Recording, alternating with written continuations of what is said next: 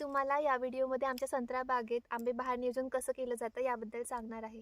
सर्वात आधी संत्रा तोड झाली की झाडांची सलं तोडली जातात. त्यानंतर जमीन वखर पाळ्या देऊन रोटा मारून तयार केली जाते.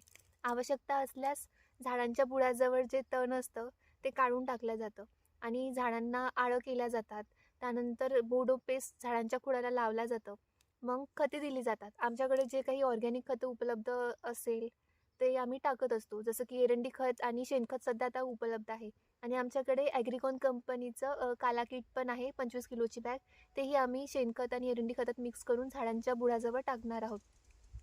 आणि या काळात पूर्णपणे पाणी देणं संत्रा बागेला बंद केलं होतं आणि जवळजवळ आता जानेवारी महिन्यामध्ये आम्ही झाडाला पाणी देणार आहोत. आणि ट्रायकोडर्मा विरिडी जे जैविक बुरशीनाशक आहे याचीही आम्ही अडवणी करणार आहोत. तर तुम्ही तुमच्या शेतात संत्रा बागेमध्ये आंबे बहार नियोजन कसं करता मला कमेंटमध्ये नक्की सांगा. थँक्यू.